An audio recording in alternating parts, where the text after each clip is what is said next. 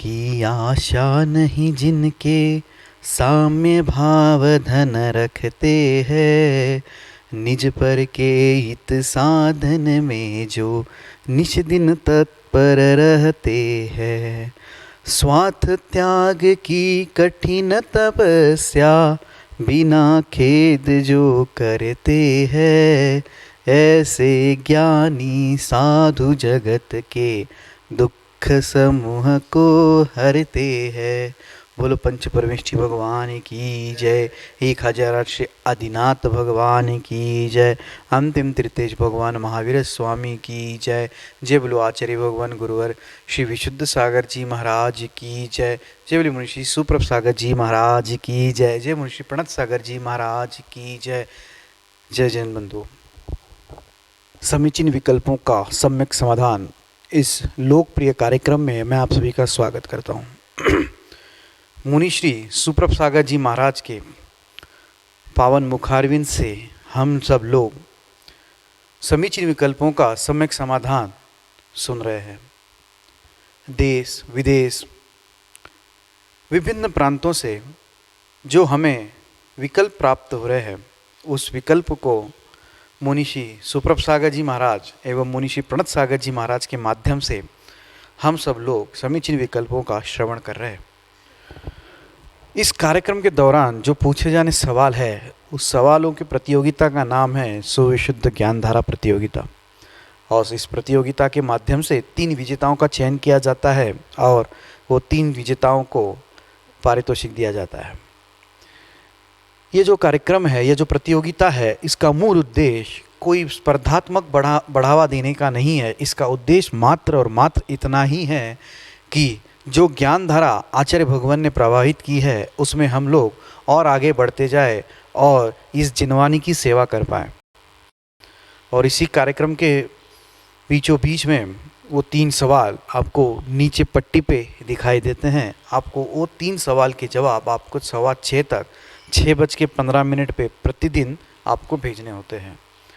मैं मुनिश्री के चरणों में बारंबार नमोस्तु करता हूँ एवं आज के कार्यक्रम को यही से प्रारंभ करते हुए उनसे यही आशीष मांगता हूँ कि स्वामी आपका आशीष ऐसे ही हमारे ऊपर बना रहे। नमोस्तु नमोस्तु नमोस्तु महाराज जी। ओम नमः सिद्धेभ्य। पंच परमेष्ठी भगवान की जय। परम पूज्य आचार्य भगवंत गुरुवर विशुद्ध सागर जी मुनि महाराज की जय। परम पूज्य मुनि श्री सुप्रभ सागर जी महाराज की जय। परम पूज्य मुनि श्री प्रणत सागर जी महाराज की जय। मन में उठने वाले उन विकल्पों को जिनके माध्यम से हमारे जीवन में अपकर्ष का मार्ग निकलता है और उस अपकर्ष के मार्ग को उत्कर्ष की ओर ले जाने के लिए अपने उन विकल्पों को समीचीनता प्रदान करना अति आवश्यक है। विकल्पों में समीचीनता होने पर भी यदि उसका समाधान सम्यक नहीं है तो वह भी उत्कर्ष का कारण नहीं बनता। और जीवन के उत्कर्ष का, विचारों के उत्कर्ष का एकमात्र कारण है सम्यक समाधान। समीचीन विकल्पों का सम्यक समाधान एक ऐसा उपाय है जो हमारे जीवन की उत्कर्षता को चरम तक ले जाने वाला है, क्योंकि विकल्प भी समीचीन और उसका समाधान भी सम्यक। और जहाँ सम्यक समाधान है वहाँ निश्चित ही जीवन के उत्कर्ष का मार्ग अवश्य ही प्राप्त होता है। समीचीन विकल्पों का सम्यक समाधान, इसमें देश देशांतर से अनेक विकल्प प्रतिदिन प्राप्त होते हैं और उन एक विकल्प के समाधान में अनेक जीवों का समाधान प्राप्त हो जाता है। ऐसा वह उत्कृष्ट कार्यकारी उपाय सम्यक समाधान। प्रारंभ करते हैं आज का सम्यक समाधान। और आज का पहला विकल्प बानपुर उत्तर प्रदेश से अरुण कुमार जैन मुनिश्री के चरणों में बारंबार नमोस्तु निवेदित करते हुए कह रहे हैं कि महाराज जी अन्य द्रव्य की दशा को हम बदल सकते हैं क्या, और उस दशा और सर्वज्ञता में क्या संबंध है। हमारे समीचीन विकल्प का सम्यक समाधान करने की अनुकंपा करें। नमोस्तु महाराज जी, नमोस्तु। नमः सिद्धम। परम पूज्य आचार्य भगवान गुरुवर विशुद्ध सागर जी महाराज की परम पूज्य मुनि सुप्रभ सागर जी महाराज की जय। परम पूज्य श्री मुनि प्रणत सागर जी महाराज की जय। जैन धर्म और जैन दर्शन का एकमेव मूल सिद्धांत है जो द्रव्य की स्वतंत्रता और कण कण स्वतंत्रता की व्याख्या करता है। जहाँ पर ये सिद्धांत उस द्रव्य की स्वतंत्रता बताता है, वहीं पर उस द्रव्य के और पर्याय के परिणमन के निमित्त से उस सर्वज्ञता को प्रदर्शित करने वाली भी बात हमारे जैन दर्शन में बताई गई। उन दोनों को हमें इस प्रकार से समझना होगा कि जो द्रव्य की स्वतंत्रता को कहा गया है वह परिपूर्ण रूप से उसके उपादान भूत कर्ता की व्याख्या है, और फिर भी जो द्रव्य के परिणमन पर्याय आदि के निमित्त से व्याख्या प्राप्त होती है, वहाँ पर जो निमित्त नैमित्तिक संबंध कहा गया है उसकी अपेक्षा से एक द्रव्य दूसरे द्रव्य के परिणमन के लिए, बदलाव के लिए, दशा और दिशा अवस्थाएं बदलने के लिए निमित्तभूत हो सकता है, यह भी स्वीकार किया। क्योंकि हमारा जैन धर्म, जैन आगम परिपूर्ण रूप से अनेकांतमयी है, और अनेकांत का सिद्धांत हमारे लिए दोनों बातों को, यानी द्रव्य की स्वतंत्रता को भी और द्रव्य के निमित्त नैमित्तिक संबंध को भी उद्घाटित करता है। इस परिप्रेक्ष्य में आपके प्रश्न को हम इस प्रकार से समझ सकते हैं, जो द्रव्य की अवस्था है जिसे आप पर्याय कह दो या दशा कह दो, कुछ भी नाम से हम उसे कह दें, एक द्रव्य दूसरे द्रव्य की अवस्था को, दशा को बदलने की किसी भी प्रकार से शक्ति नहीं रखता, क्योंकि उसके बदलाव के लिए वह प्रत्येक द्रव्य का स्वयं का उपादान ही कार्यकारी हुआ करता है। बिना द्रव्य के स्वयं के उपादान के शक्ति के किंचित भी द्रव्य की अवस्थाएं, द्रव्य का परिणमन नहीं हो सकता। पर साथ साथ ये भी परम सत्य हम समझे कि जितनी आवश्यकता द्रव्य के परिणमन में, बदलाव में, अवस्थाओं में, दशाओं में उस अपने उपादान की है, उतनी ही निमित्त नैमित्तिक संबंध की भी है। ये जितना सत्य है कि एक द्रव्य दूसरे द्रव्य का कुछ भी नहीं करता है, उतना ही द्रव्य में और पर्यायों में, परस्पर में, एक दूसरे में निमित्त नैमित्तिक संबंध भी होता है, कार्य कारण व्यवस्था भी होती है। इन सभी को भी हमें अनेकांत से समझना आवश्यक है। अगर दृष्टांत से हम समझे तो जो आटे से रोटी बनी है, उस आटे से रोटी बनी है, उस आटे की रोटी बनने में स्वयं आटे का स्वयं का उपादान तो है ही, पर साथ में माँ या कोई बनाने वाला उसके लिए एक निमित्त भूत होना भी आवश्यक है। इस परिप्रेक्ष्य में उपादान दृष्टि और निमित्त दृष्टि, उन दो दृष्टि से अगर हम सत्य को समझेंगे तो ही हम उस द्रव्य के और सत्य के विषय में सम्यक निर्णय कर पाएंगे। क्योंकि बिना अनेकांत के वस्तु का यथार्थ स्वरूप समझना संभव नहीं होता। किसी ने मात्र निमित्त नैमित्तिक संबंधों को ही सब कुछ मान के मेरे लिए ये करने वाला है, माता पिता घर परिवार आदि रूप कर्ता भावों से उस निमित्त नैमित्तिक संबंधों को ही सब कुछ मान लिया। किसी ने द्रव्य एक दूसरे का कुछ भी नहीं करता है, इसी सत्य को जानकर पर्याय दृष्टि को या निमित्त नैमित्तिक संबंध को उन्होंने भुला दिया। पर आगम के परिप्रेक्ष्य में इन दोनों बातों को समझना होगा। उपादान दृष्टि से, स्वयं की शक्ति की दृष्टि से एक द्रव्य दूसरे द्रव्य की दशा, अवस्था या किसी भी प्रकार की पर्याय आदि को बदलने की शक्ति नहीं रखता है। पर फिर भी निमित्त नैमित्तिक संबंध रूप या निमित्त दृष्टि से अगर देखा जाए तो एक द्रव्य दूसरे द्रव्य को निमित्त बनते हुए समझा सकता है, बता सकता है, सहयोगी भी बन सकता है। पर परम सत्य यही है, उन दोनों दृष्टि से ही द्रव्य के विषय में सम्यक निर्णय हो सकता है, अन्यथा होने वाला नहीं है। इसलिए इस बात को हम अवश्य समझें कि एक द्रव्य उपादान दृष्टि से दूसरे द्रव्य की दशा बदलने के लिए कार्यकारी नहीं है, पर वही एक द्रव्य दूसरे द्रव्य की निमित्त नैमित्तिक संबंध को ध्यान में रखते हुए या निमित्त नैमित्तिक दृष्टि से किंचित कथनचित दूसरे द्रव्य के परिणमन में कारणभूत होने से निमित्त होने से उसकी दशा बदलने के लिए भी कार्यकारी हो सकता है। साथ में सर्वज्ञता की बात भी हमें इसी प्रकार से समझनी होगी। सर्वज्ञ के ज्ञान में झलकने से कुछ नहीं हो रहा है, अपितु उनके ज्ञान में वही झलका है जो उनके साथ होने वाला है, यानी जो हमारे साथ या किसी द्रव्य की अवस्था विशेष या उनकी पर्यायों के निमित्त से जो भी दृष्टिगोचर हो रहा है वह परिपूर्ण रूप से द्रव्य में ही हुआ है। वह द्रव्य में जो हुआ है या होने वाला है, जो हुआ था, उसको मात्र केवली भगवान व्यवहारने से जानते हैं।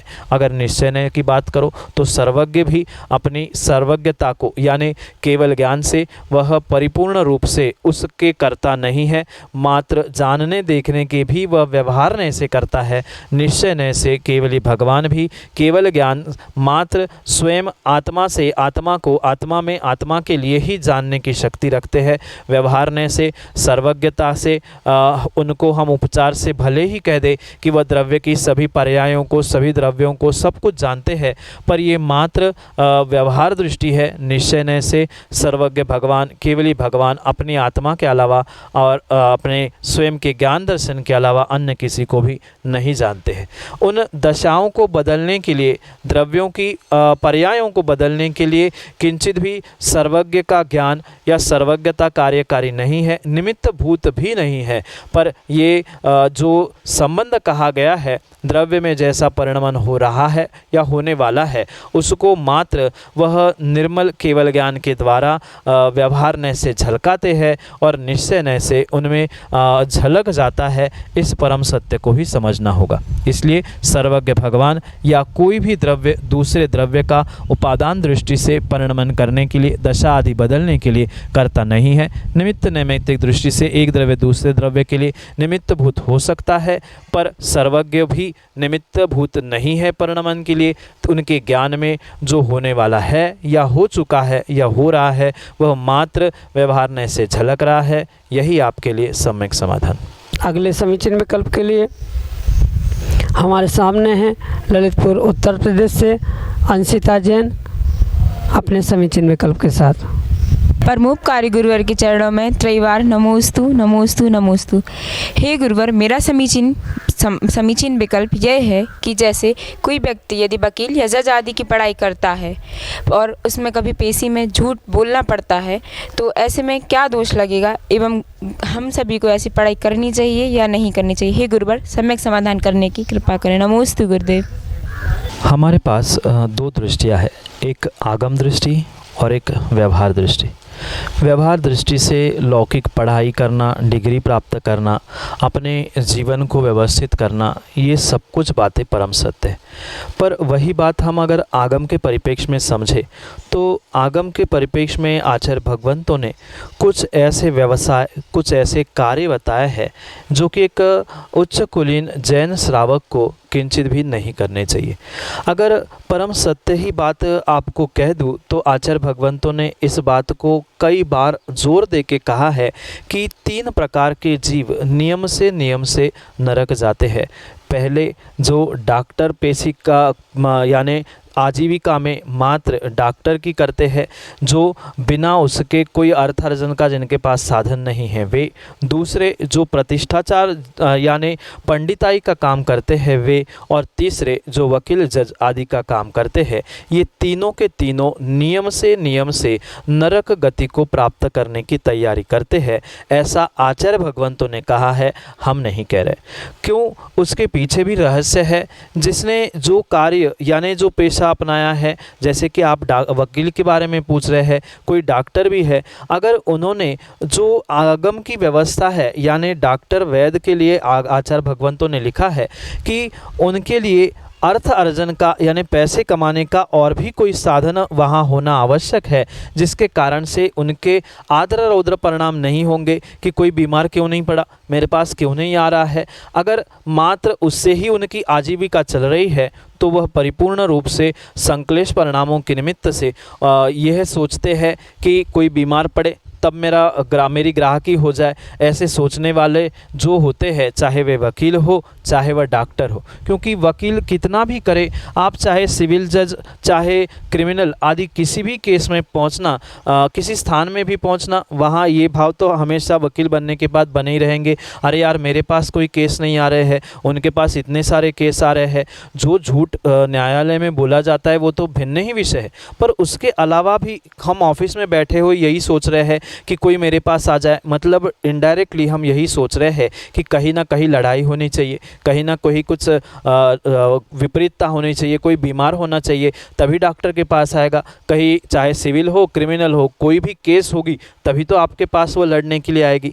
इस अपेक्षा से जो आपके संश्लेषित परिणाम हो रहे या कहीं लड़ाई या कहीं किसी के बीमार होने के परिणाम हो रहे हैं, इन कारणों से ही आगम में स्पष्ट रूप से लिखा है कि ऐसा कार्य करने वाला जीव नियम से नरक गति का बंद करता है। प्रतिष्ठाचार पंडित जी के भी विषय में यही लिखा है, जो आगम के अनुकूल क्रियाओं को नहीं करता है, लाग लपेट की बातें करता है, इधर उधर की बातें देकर अन्यथा क्रियाओं को करता है, बिना मुहूर्त के मुहूर्त शोधन करके देता है, इन सभी को नियम से नरक जाना पड़ता है। इसलिए इस बात को सुनकर कोई भी बुरा ना माने। अगर हमारी टेंडेंसी, हमारी मानसिकता उन कार्यों को करते समय ऐसी है तो हम उस टेंडेंसी को, मानसिकता को बदलने का प्रयास करें।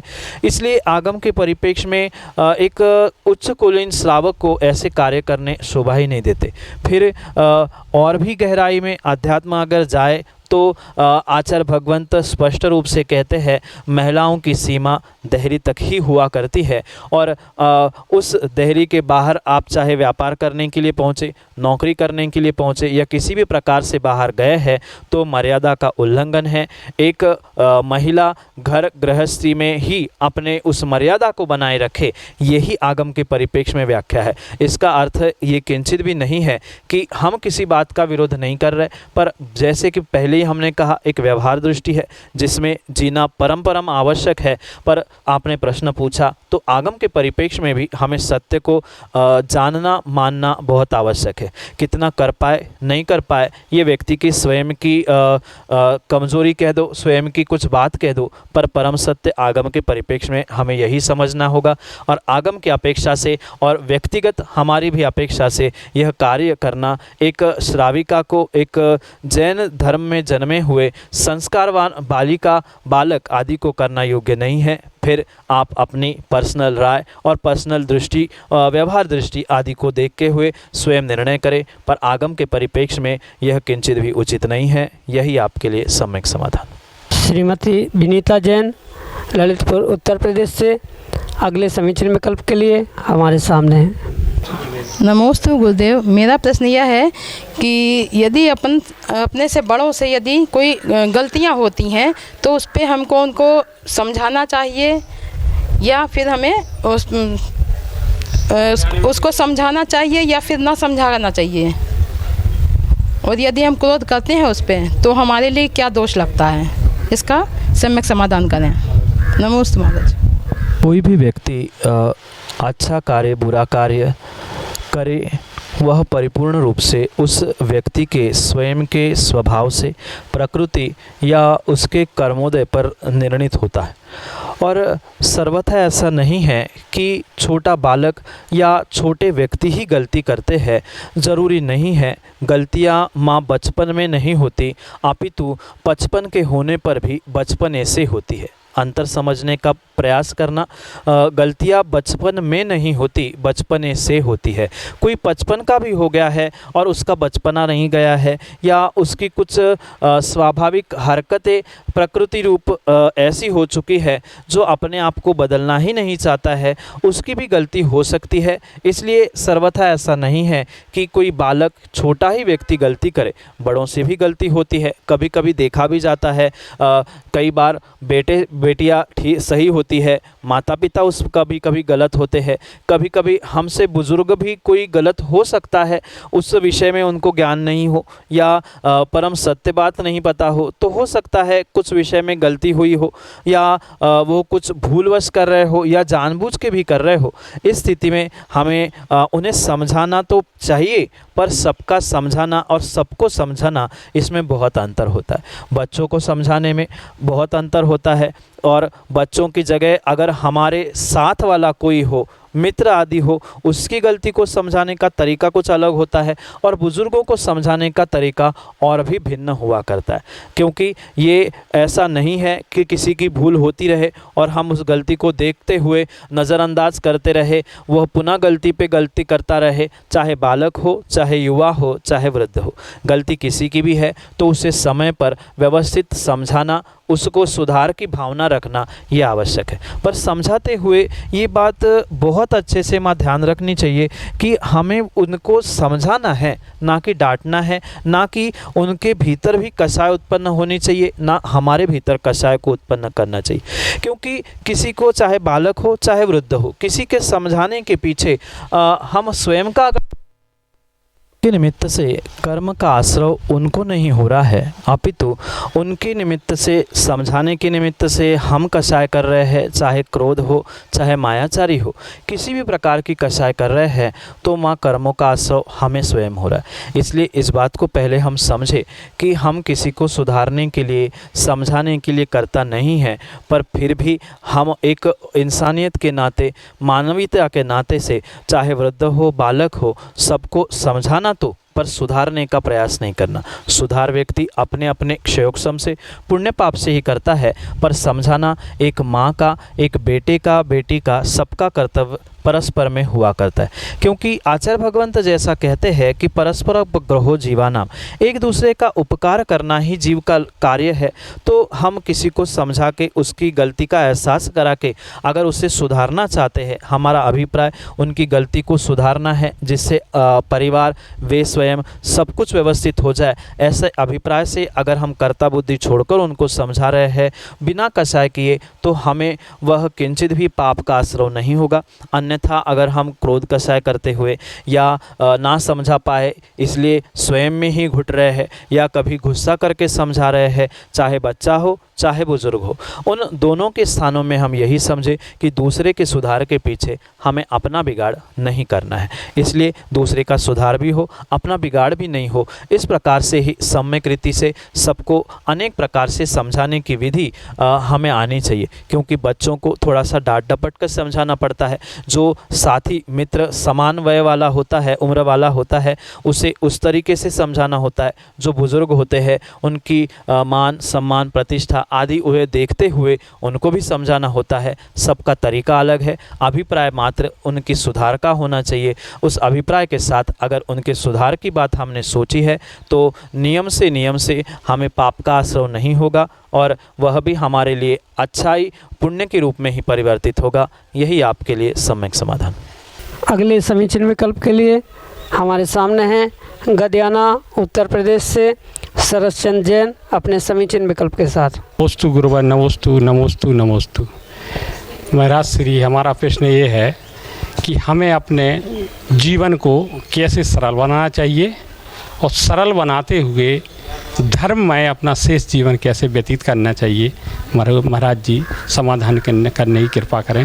नमोस्तु महाराज जी, नमोस्तु महाराज। जीवन में जब तक सरलता नहीं है तब तक जीवन धर्ममय नहीं है, और जीवन में जब तक धर्म नहीं है तब तक जीवन में सरलता भी नहीं।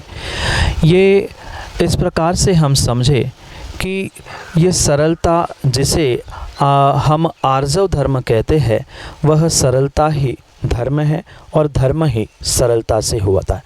क्योंकि अधिकांश स्थानों पर ये देखा जाता है कि धर्म करने वाले तो बहुत सारे होते हैं, उनका जीवन भी धर्ममय होता है, पर कभी मायाचारी, कभी मान, कभी क्रोध, कभी लोभ, इन 4 कषायों के निमित्त से वह अपने जीवन की सरलता, सहजता सब कुछ खो देते हैं और उस धर्म और धर्म की क्रिया में ही उलझ के रह जाते हैं। कहने का अभिप्राय यही है कि हम धर्म से दूर नहीं होना है, धार्मिक क्रियाओं से भी हमें दूर नहीं होना है। जो धर्म और धर्म की क्रियाएं हम घर में कर रहे हैं, मंदिर आदि में कर रहे हैं, उसमें हमें इन कषायों से रहित होकर अगर वास्तविकता में आह्लाद भाव या गदगद भाव लाने हैं तो हमें इन कषायों से दूर होना होगा।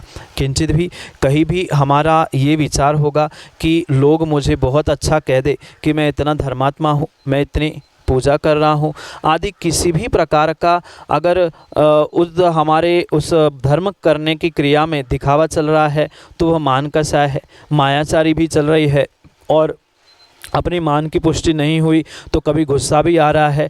तो इन कषायों के निमित्त से ही जीव परिपूर्ण रूप से अपनी सरलता को खोता है। जीवन को बेहतर बनाने के लिए हमें उस सरलता और धर्म दोनों को एक साथ लेकर ही चलना होगा। या मैं तो ऐसा कह दूं कि जिसके जीवन में आर्जव धर्म है उसने लगभग सभी धर्मों को प्राप्त कर लिया, क्योंकि क्षमा मार्दव के साथ ही आर्जव धर्म होता है और जिसके पास आर्जव आ गया उसके पास शौच, सत्य, तप, त्याग ये सहजता से ही धर्म रूप आ सकते। इसलिए जब जितनी जितनी कषायों की हमारी मंदता होगी, जितनी जितनी विषयों से, इंद्रियों के विषयों से हम दूर होते जाएंगे, उतना उतना ही हमारा जीवन सत्यता की ओर और धर्मता की ओर बढ़ता जाएगा।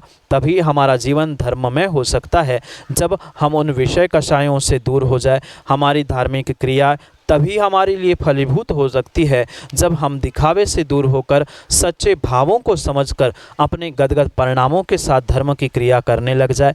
एक भगवान का अभिषेक करते हुए, एक मुनिराज के हाथ पर ग्रास रखते हुए भी हमें ये भीतर कषाय नहीं टकरानी चाहिए कि देखो मैं अभिषेक कर रहा हूँ, देखो मैं ऐसा कर रहा हूँ, मैंने ये किया, मैंने वो नियम लिया।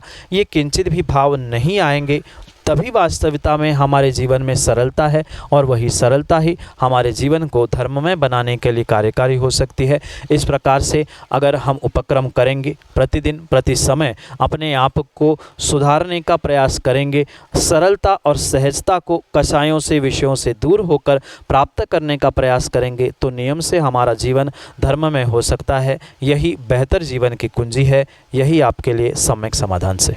आकांक्षा जैन, पाली, उत्तर प्रदेश से अपने समीचीन विकल्प के साथ हमारे सामने। नमोस्तु गुरुदेव, नमोस्तु गुरुदेव। गुरुदेव, हमारा प्रश्न यह है कि आत्महत्या एक महान पाप है, लेकिन जब आयु कर्म खत्म हो जाता है इंसान का तो तभी तो हत्या होती है, तो ये महापाप क्यों कहा गया है? इसका समाधान कीजिए। आत्महत्या एक महापाप कहा गया है। भले ही ये परम सत्य है कि जीव के आत्मघात नाम के कर्म के उदय से ही वह जीव ऐसा कार्य करता है या उसी प्रकार से उसकी मृत्यु होती, पर वो हम बहुत अच्छे प्रकार से समझने का प्रयास करें कि जो भी व्यक्ति आत्महत्या करता है या आत्महत्या करने के भाव भी करता है वह परिपूर्ण रूप से पंचेंद्रिय जीव को मारने का ही भाव करता। जो मनुष्य है वह स्वयं में पंचेंद्रिय जीव है और व्यक्ति अपने आप को ही क्यों ना हो मारने के भाव कर रहा है या मार रहा है, तो वहाँ पर इस सत्य को हम समझे कि वह पंचेंद्रिय को मारने के भाव कर रहा है या साक्षात पंचेंद्रिय को मार रहा है। उसके निमित्त से उसे हत्यारा ही कहा जाएगा, क्योंकि आगम में हिंसा की बात करते हुए आचार्य महाराज कहते हैं प्रमत्त योगात प्राण विप्रोपणम हिंसा। प्रमाद के योग से जहाँ भी जो योग की क्रिया हो रही है वहाँ पर वह हिंसा का ही दोष है। और उसने प्रमाद से युक्त होकर ही, प्रमाद का मतलब मात्र निद्रा नहीं है, किसी राग द्वेष कषाय के निमित्त से या किसी विकता आदि के निमित्त से जो भी हमारी क्रिया हो रही है वह प्रमाद से युक्त है। और इस प्रमाद से युक्त हुई हमारी क्रिया से हम जो भी कार्य कर रहे हैं वह नियम से हिंसा है। और यहाँ तो साक्षात हमने पंचेंद्रिय के घात के ही विचार किए हैं, या जिन्होंने आत्महत्या की है उन्होंने तो साक्षात उस पंचेंद्रिय की पर्याय को नष्ट ही कर दिया है।